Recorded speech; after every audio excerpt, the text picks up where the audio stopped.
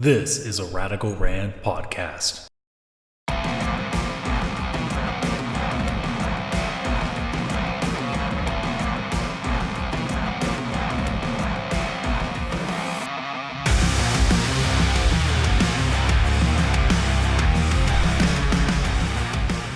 Hello everybody, welcome to the Radical Wrestling Podcast. Adam aka CS Radical here with you guys.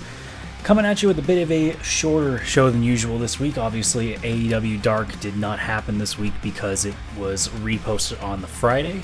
So we only have an episode of Dynamite to talk about, but we do have at least one piece of news that I think is kind of worth talking about. I mean, you know, it's not like anything big happened in the wrestling news world this week. So let's not even waste any time here. Let's just get right into it. So if you have been a wrestling fan, let's say for the last, since the turn of the millennium, especially in the last, 10 years, you no doubtably know about CM Punk.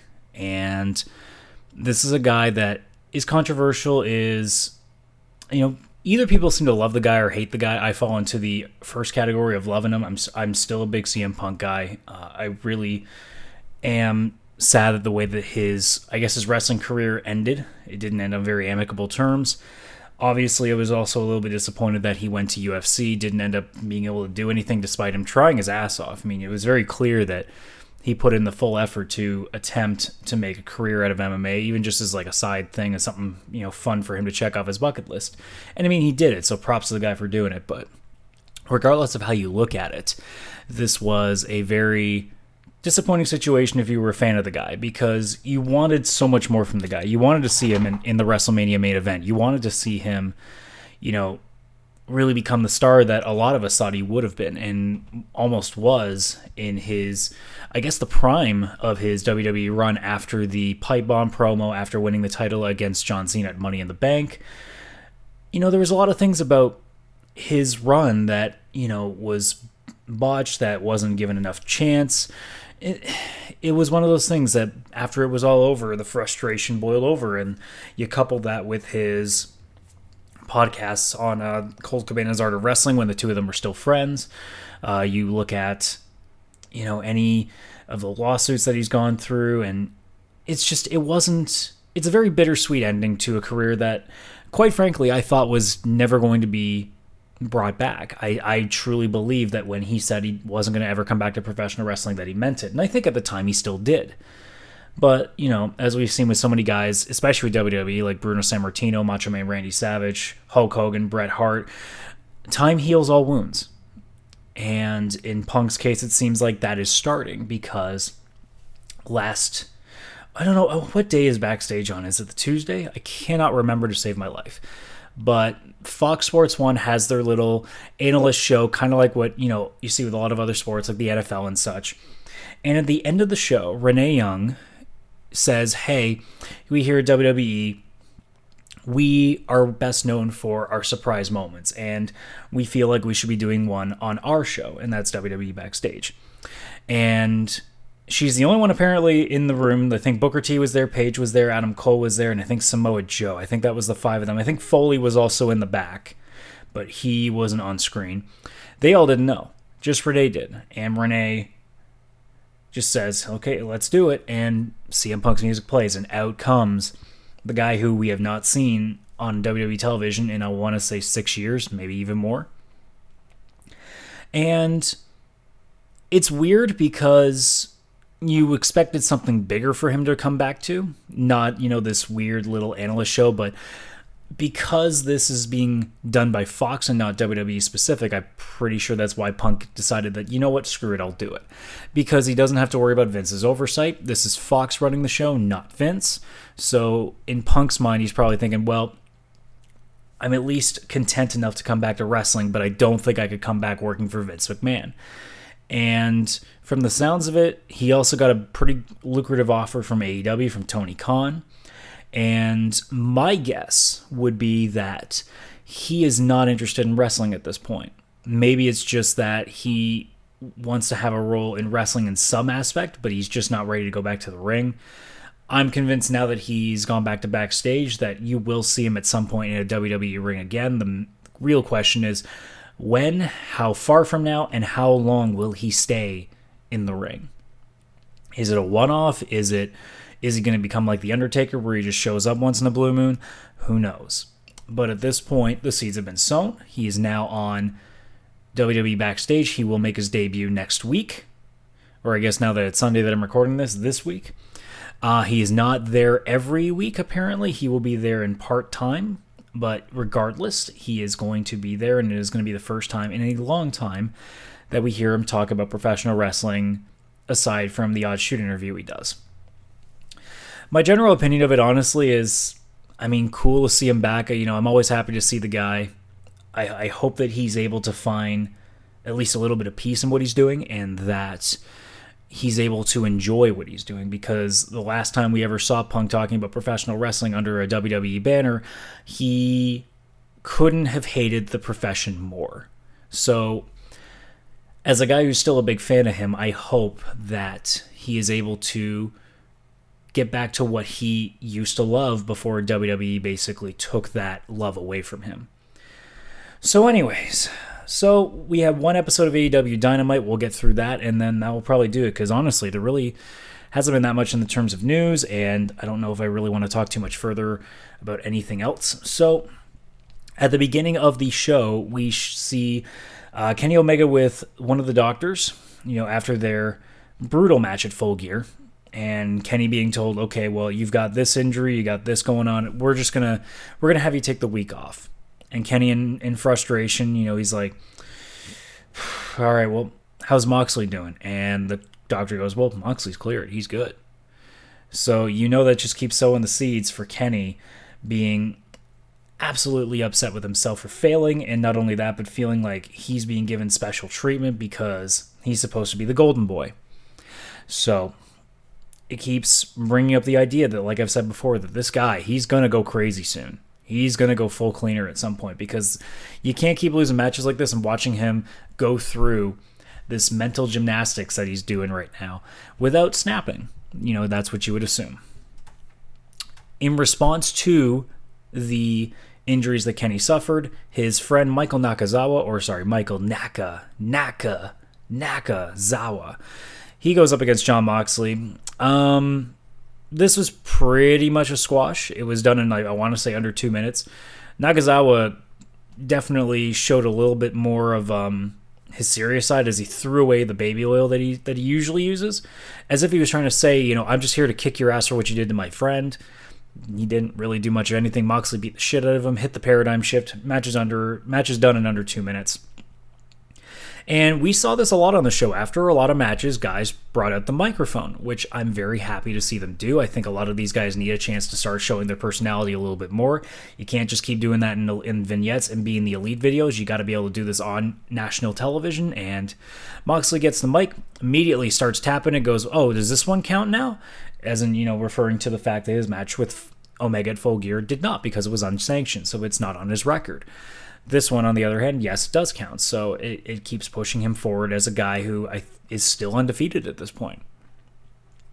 He goes on and says that he respects Kenny, says that no one would be willing to step in the ring with him at this point, and issues a challenge for somebody to do so, but warns them that his goal is to take everybody out of AEW until he is the last man standing.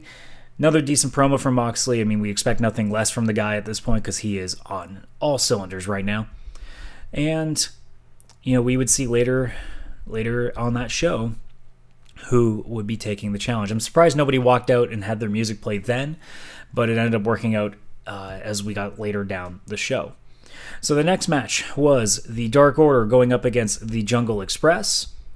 This is a pretty good match. I mean, you still have the struggles of, you know, trying to take Jungle Boy and Marco Stunt seriously. I mean, Marco, I still love the guy, but the guy's 5'2". It's really hard to sell a lot of offense. Jungle Boy also being as small as he is, especially when you're going up against a guy like Uno, you really have a tough time believing that these guys have a chance, and I knew right away that Dark Order was going to win this match, unless there was going to be some, like, really lucky roll-up, but the way that I'm looking at it is SCU needs an opponent, and I think Dark Order is potentially working their way up. I mean, I also have the feeling that Santana Ortiz might be as well, but, you know, at least they're giving us a couple of options. There's a couple cool spots in this match. again, the hot tag psychology in these matches has been fantastic. So in this case, Marco is about to tag in Jungle Boy. Grayson comes around the corner. He pulls Jungle Boy off the apron. But instead of the usual spot of Jungle Boy being taken out and Marco has to take another 2 minutes of offense before he finally gets the tag in, Jungle Boy just kicks the shit out of Stu, gets back onto the apron just in time to make the tag, and we keep going. There was a bit of a screw-up here. Marco was going for an assisted Dragon Rana. So he's doing what you see like Phoenix do when he's jumping on the ropes. And he botched it. But again, smart psychology here. Instead of, just trying it again, immediately Jungle Boy turns to Grayson and he just kicks him a couple more times to keep him in place, to be like, okay, well, that way he doesn't look stupid just standing there watching, guys fail. So that was very smart, but he finally hits that properly. There is also a suicide dive. The Dark Order catch him, take him out, and then basically they just isolate Marco Stunt for about a minute, hit him with the fatality, and that is the match.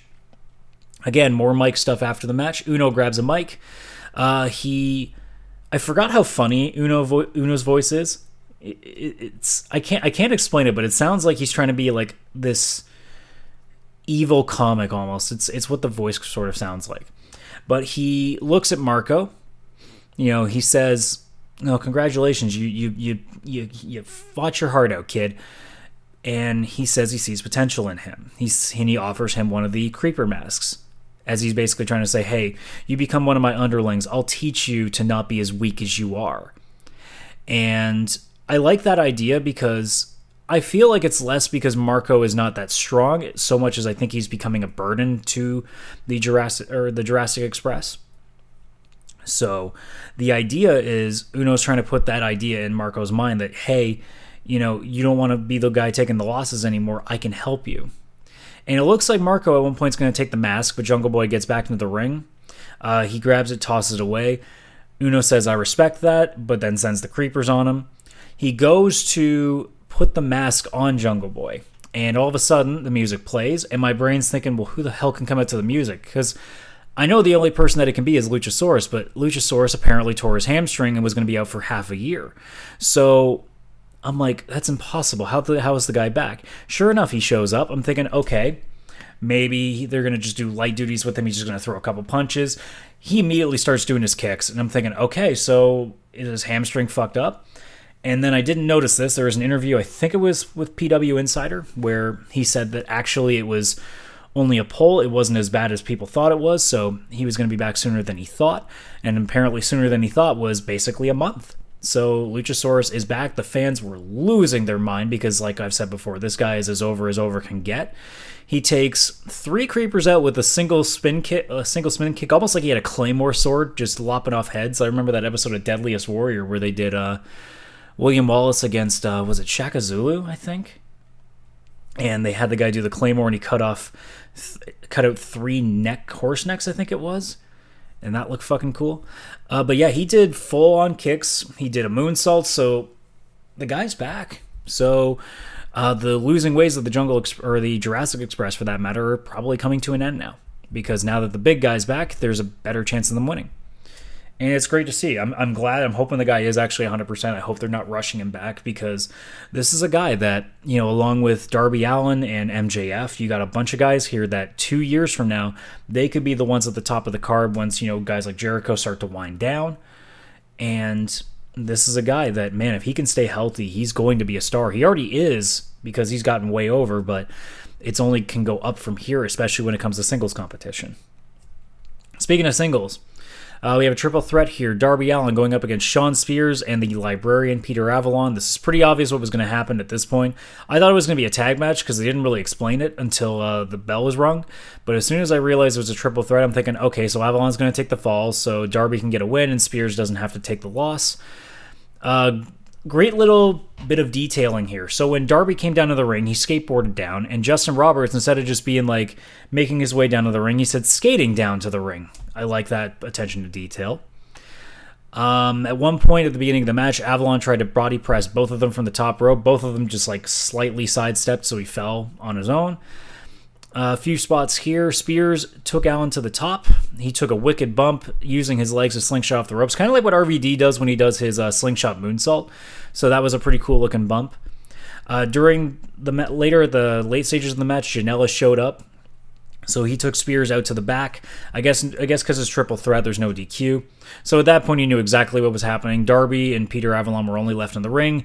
Easy for Nyla to take care of. He hits the coffin drop and gets the victory. And he grabs the mic and he just immediately just goes, Jon Moxley, I accept. And that's it.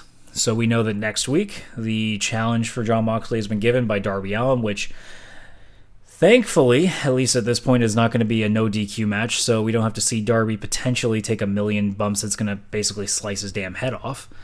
But then again, this is the guy that also does the spot where instead of just running into the post, he goes back first to the post and falls outside the ring like he's friggin' gotten into a car crash. The crazy son of a bitch. So, we'll see how that goes. This could go very terribly for him, but we'll see how that happens next week. A couple of just little quick things here. So Nyla Rose had a quick squash with Danny Jordan. The only thing I will say, I don't understand why someone as big as Danny Jordan is throwing punches and Nyla's not responding to the attacks, but Riho, who is like 5'0", like 60 pounds, and was hitting punches, and Nyla was backing up a little bit. So I'm trying to understand the logic here. Did just making her pissed off suddenly make her impervious to attacks now? Like, it's one of those weird things that I'm like, okay, if you're taking a couple of shots, you should at least be responding that it's hurting a little bit. Whereas now she's basically like Shao Kahn in Mortal Kombat, just not responding to anything. It's a little weird. I'm not sure how I like it. Mind you, it doesn't help that I'm not too big a fan of Nyla Rose anyway, because she hasn't been very good from the first few bits that I've seen of her, but I mean, they're clearly setting her up to either be the one that dethrones Riho in a rematch, or she'll be, say, like, take out Shida. If Shida wins the belt off Riho, who knows? But at this point, I can see what's happening, and I'm not sure I'm liking it right now because I don't really like the person that they're pushing right now. We get some quick updates here. Dustin Rhodes is apparently still a couple weeks away from returning to the ring after what Jake Hager did to him a few weeks back, where he slammed the door on his wrist. So we know he's not coming back for a few more weeks. There's also next week going to be the Diamond Dozen Battle Royal. The winner gets a diamond ring, and you're thinking, okay, so it's probably all the women, right? No, it's guys. So my brain's thinking, okay, what are the guys going to do with the diamond ring? Is the ring like the Money in the Bank where you can cash in the ring and you get a title shot whenever you want? Or is it like, hey, if you get this, you get to propose to any girl on the roster? I don't know what the hell they're trying to do with this ring thing. Like, it's very weird. I figured, if you're going to do a thing where, like, the guys win a prize, like, why wouldn't you do what the old school days used to do, or was just, oh, here's a $10,000 prize pool or something like that? It's kind of weird that they're just picking the diamond ring. It's a very strange aesthetic here. We get Tony Schiavone having an interview with Ali, and my immediate reaction was, why?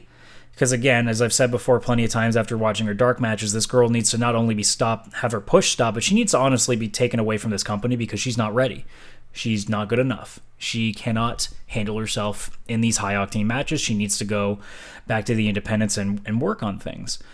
But right away, the Titantron changed to the candles that signify Brandy and Awesome Kong. So I'm thinking, okay, so they're just sacrificing her. So sure enough, Brandy and Awesome Kong come out. Ali tries to defend herself. Kong just completely destroys her and then takes that... I can't remember what they called the knife, but she just takes a knife, cuts a strand of her hair, that adds it to Bea Priestley's. I'm really hoping those are extensions they're cutting, because, man, I can't imagine with the way that knife cuts that's not going to hurt just a little bit. But that's her second sacrifice in starting all this. And then we get to the real fun. So Chris Jericho comes out after his victory against Cody Rhodes at Full Gear, demands a thank you from the AEW roster, but not the douchebag fans of Nashville. All of a sudden, Cody's entrance starts, but I knew right away this is going to happen. MJF comes out, and he gets a massive amount of boos for it. Goes full heel promo here, says the only person Cody actually cares about is himself, that MJF isn't the villain, Cody's the villain. A few villain mentions in this promo, so which makes you wonder, because Marty Scurll's contract, according to Dave Meltzer, is done on the 30th of November, so we should be seeing him back soon. MJF says Cody approached him. He was trying to use him, claiming he would be the mentor for him, thought he saw potential in him. says he knew right from the very beginning that Cody was just trying to use him, that he is the real face of AEW, not Cody. And then turns to Jericho, claims that he wanted MJF to join the Inner Circle. Jericho says it's the other way around. So they start, making fun of each other. MJF calls Jericho's group the Inner Circle jerk. Jericho calls him Maxwell she sells by the seashore. I can't even do that fucking tongue twister without screwing it up.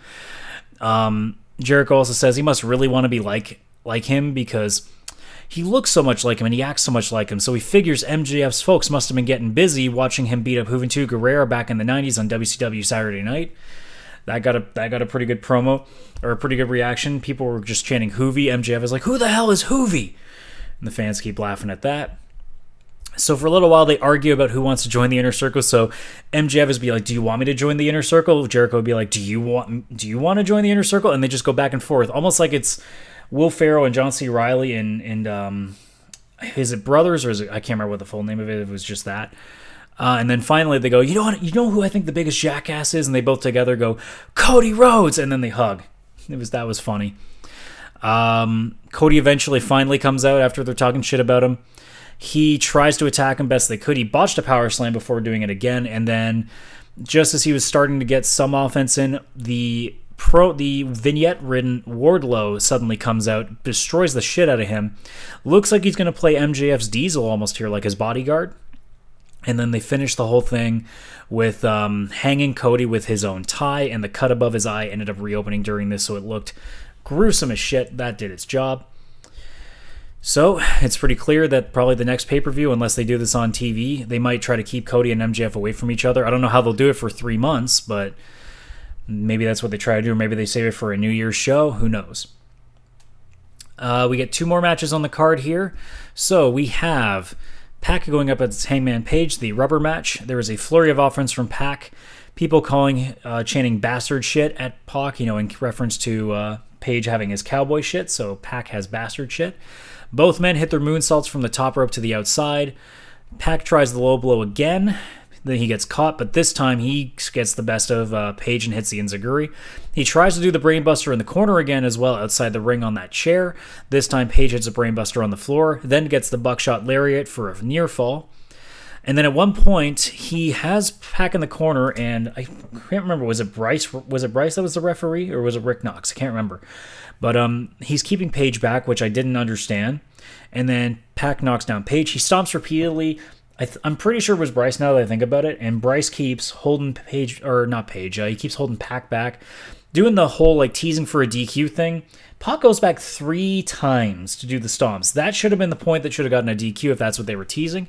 But for whatever reason, Bryce doesn't call for it.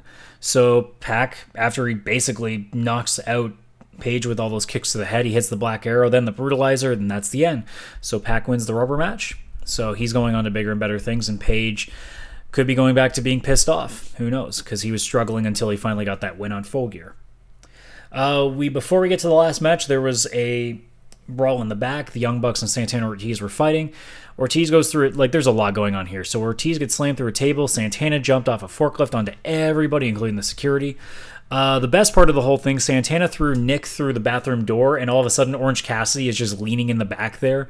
So Santana he pulls Nick back out of the bathroom and then just slowly shuts the door. It was almost like, you remember that scene where DX were going around, or was it Cena? I can't remember which one it was, but they were opening doors, and all of a sudden you show the boogeyman, and then he just slowly shuts the door. I think it was Cena now that I think about it. During this brawl, they hit to commercial. I'm like, what the fuck are they doing? It's a backstage brawl. Why are you suddenly going to commercial on this? But at least they do the dual window so you can see what's going on. They brawl to the crowd. They grab the sock filled with the baseballs, and they start to break Nick's leg. They also powerbomb Matt through the stage like they did to Ricky Morton a couple weeks ago. Cutler tries to save them, but that doesn't work.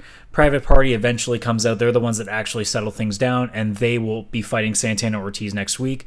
I assume this match will set up Santana Ortiz to have a good enough record that they could challenge SCU for the tag titles. And then that's when they also reveal as well that Darby Allin and Jon Moxley will also be fighting next week. So we get to the last match on the card. SCU, that being Frankie Kazarian and Scorpio Sky, going up against Chris Jericho and Sammy Guevara, or as he calls them on Instagram, La Sex Gods, which I get a kick out of. Daniels is now back with SCU now that he's back from injury, so it's nice to see him back. Jericho's still wearing the Le Champion weight belt that he was using to mock Cody. At one point during the match, Jericho, he gets kicked pretty hard in the head, and I think he makes it look like he's just like all over the place trying to get out of trouble, so he goes to tag in Sammy, but he's in the wrong corner. I can't tell if that was a mistake or if he was just doing it on purpose. It's hard to tell, but I mean, Jericho being the wily veteran he is, I would imagine that was on purpose.